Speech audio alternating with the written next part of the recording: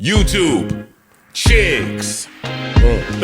Get ready. You know what to do, chicks. Look at Chick Smooth. Hey, Chick Smooth. Appreciate all the coverage that you've been doing. I've been watching your shit for a while. I just subscribed to your shit too, bro. Oh man, this is getting nasty, you guys. This Drake versus Kendrick Lamar beef is getting to astronomical levels. It's getting to the point where you already know what sides people are going to take before they even speak. Now, let me just give props to the rational fans on both sides, whether you love Drake, you love Kendrick. If you're a fan that refuses to let this beef blind you, and you can still enjoy music from both parties, kudos to you. There's not too many of us out there anymore. I keep telling you guys, it's okay to enjoy music from both sides. Not only that, it's okay to enjoy performances from both sides as well. I promise you guys that you do not have to die on the hill defending one artist over the other. Now, after Kendrick performed at the Super Bowl halftime show, if you were pro Drake, you hated this halftime show. If you were pro Kendrick, you loved it. From rappers, entertainers, comedians, and podcast personalities, nobody really switched sides. So when Maul put out this reaction after his performance on Sunday night, I told you guys exactly what Maul was going to do on podcast day. And boy, did Maul deliver. Maul came in and put on a masterclass on how to deflect,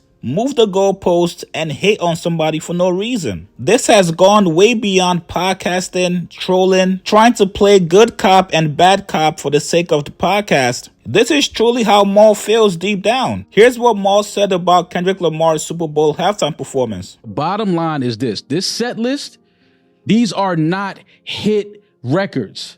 When you're talking about the biggest stage in entertainment, you need hit records. Undeniable hit records, not the songs that we like, because there's some songs on there that we like as a culture. When you put somebody on the Super Bowl halftime stage, you need the songs that people that never even heard of Kendrick remember, like, oh yeah, I know that's who that is. Well, I don't want to do that because there were a couple hits in there. So I would say Humble is a hit. DNA is a hit. All the Stars is a hit. Not Like Us is a hit, and TV Off is turning into a hit. Yeah. Now you telling me it was turning into a hit. It would be half and half. Don't tell me it was turning into a hit. It just came out. So why perform it?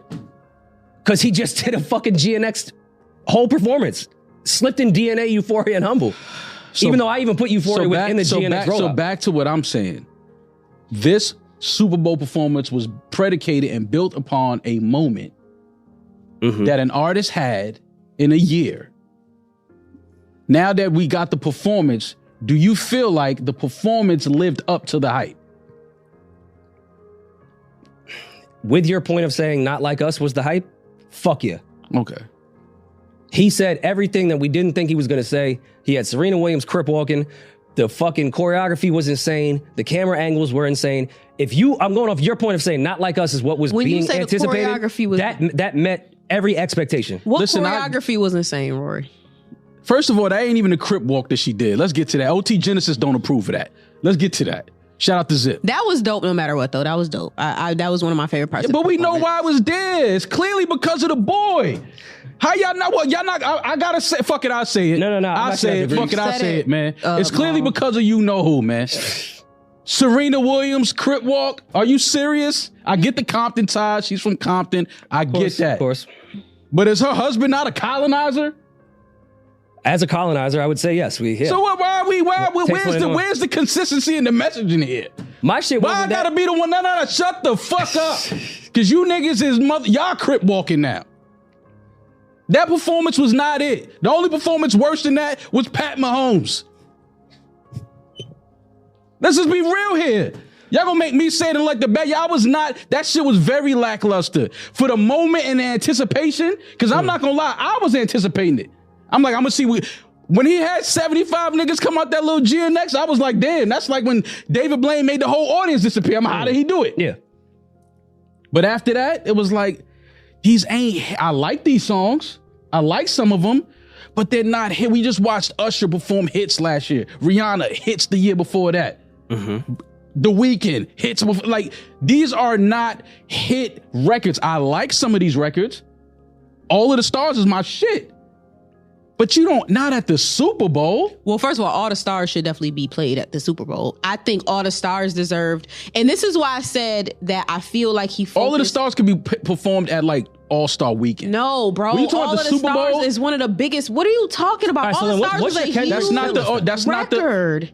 It is a huge record, but you also got to understand audience, Damaris. That's the part you're not factoring in here. When we get all of these fucking videos from the audience just standing there, sitting down, looking at this dude because they don't know who Kendrick is. This is the NFL. This is a predominantly white entertainment sports thing. This is not NBA. They stood there when Beyonce performed Formation too. The people that are at the Super Bowl is not who you perform for. That's not who Jay-Z is going and grabbing, entertain these billionaire white people. Yes, I get it. You want to perform for people that are not there so they could tune in and watch it. I get that. But guess what? The numbers dropped.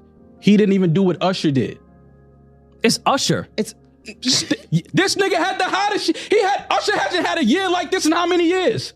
Dog. What are we talking? No. Usher, you know what it is? Usher has a catalog of records over the last 25 years. Kendrick also has a catalog. He didn't perform his catalog. He don't have the hits, man. Yes, we like some of these songs, but they're not undeniable. Usher has an undeniable catalog. I'm saying it's Usher. It dropped 6% down from what Usher did as someone that is just a rapper. My mom, what does that say? And all her friends are sitting there for Usher no matter what, because that's Usher. He's been here for 25 years as a pop star. My mom's going to go to the bathroom during the Kendrick year that Kendrick had. Factor that in. But you're not factoring in the audience Usher never had a year like that. As dope as Usher is, Usher never had a year like this, not like us shit. Never in his fucking life. I'm older than all of you niggas in here, and I'm telling you, Usher Raymond has never had a year that was this hot. He's never had a moment. He's had a fucking career as a pop artist. Thank you for finally getting where I'm at. You giving a nigga a fucking stage like that based off of a moment.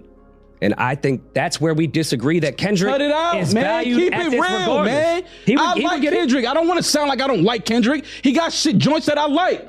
I'm talking about giving somebody this stage based off of a song and a moment was a fucking fail. They should have never given him that. They set him up to be now online where people are saying this is the worst halftime performance ever. It was mixed reviews like anything else, man. Okay, so let's... Now, Maul was absolutely proved wrong by his take after Maul said Kendrick numbers dropped and he didn't do what Usher did last year. The reports came in today that Kendrick's Super Bowl halftime show was the most watched Apple Music halftime show ever, with 133.5 million viewers. Now, Punch TDE was not a fan of what Maul said, and he reposted this as a response saying, "Wow, that's a lot of people watching. Great performance." And then Ray Vaughn from TDE also responds back to Maul. He said that uncomfortable built nigga Maul hate got a monthly subscription plan. Nigga delivers judgment bi-weekly like it's a direct deposit. I know that chair he said and stank like a motherfucker. Ouch, god damn.